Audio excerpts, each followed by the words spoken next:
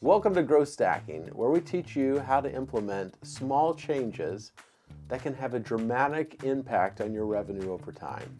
So let's talk about how we can turn customer stories into 24/7 video sales rep. Did you realize that some of your best sales reps are off the clock? Your best closer just had an amazing discovery and demo, but they can't be in every call, every email, or on every LinkedIn message. A strong customer story or video keeps selling when your team isn't in the room. In this video, we'll learn how to turn your best customer stories into video assets that act like 24/7 sales reps woven into your CRM, sequences, and website.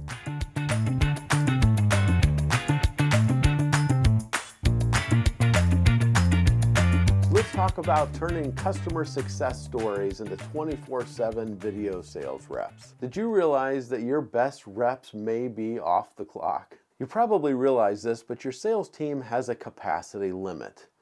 And that means that they can only have so many discovery calls, they can only deliver so many demos, they can only make so many phone calls, send only a finite amount of emails, even with the best tools in the world, and they have a limit to the LinkedIn messages that they can post. There's a capacity limit there. The amazing thing on the video side is that the video keeps selling your story when your team isn't in the room.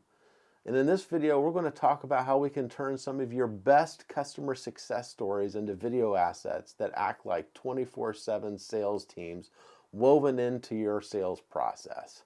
So let's talk about why customer success stories beat feature decks every single day of the week. So buyers have become skeptical about marketing claims, but they still trust peers and people like them.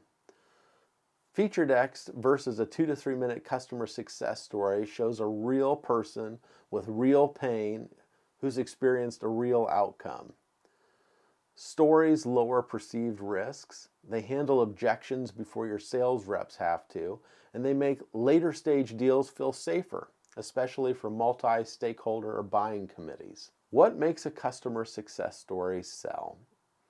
There's really 4 key ingredients that you want to make sure that you dive into when you're telling a customer success story. Number 1, who are they? What's their role in the business? What company type are they in? And what specific situation was their organization facing? Number 2, what problem were they stuck in?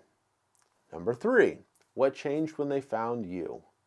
And number 4, what are some outcomes that you helped deliver in the most concrete terms possible? Time savings, or money making, sanity, reducing risk to their business. And as much as possible, when you're talking about those outcomes, you want them to be specific and quantifiable as much as possible. So that is, we cut our follow-up time in half, we got visibility into stuck deals, anything that you can do that really gets specific rather than just, hey, this company was awesome. Lastly, as you're interviewing customers about these things, you want to make sure that you dive into the emotional layer so they can start really unpacking how they felt before and after. So were they frustrated before? Were they overwhelmed before? And then after you came along or your business came along, did they feel confident and in control? Make sense? So how do you capture a customer success story on video without an entire film crew? So a couple options for recording. You don't even have to do it in person. You can do it on a live Zoom and record it and lightly edit it after the fact. Or you can use a tool like Riverside, which allows for multiple angle recording online. You can also use asynchronous tools like send 3 or 4 questions and let the customer just record their responses on their own phone. Lastly, it takes a little bit more investment in time and resources, but if you're willing, you can do it in person. And if you're already on site for an event or other video, it can be a piece of cake. So how do we get a customer ready for a video success story? So the first thing we like to do is send a simple outline instead of a script. You see, if we send a script, we're using our words and not the customer words. And we really want the customer to use their own words because other prospective customers are going to identify those better than anything that I or our team could ever write. So we want to give them a simple outline of things that we're going to talk about, but we don't want to give that verbatim word from word. The next thing you want to do is you want to make sure that they know that you'll have the opportunity to edit it. And if they say anything that they're not comfortable with, you will make sure that it doesn't get included in the video. The next thing when you're actually doing the video itself is you want to make sure that you're asking open-ended questions. So what was happening before? Or what surprised you?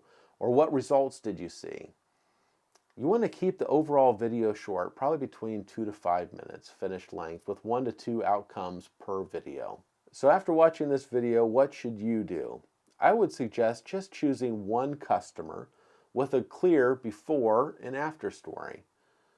Record a 10 to 15 minute conversation with that customer, and then cut it down into a 2 to 3 minute story using either some professional editing software like Adobe Premiere or DaVinci Resolve or Final Cut Pro, or you could use something simpler like Canva or CapCut.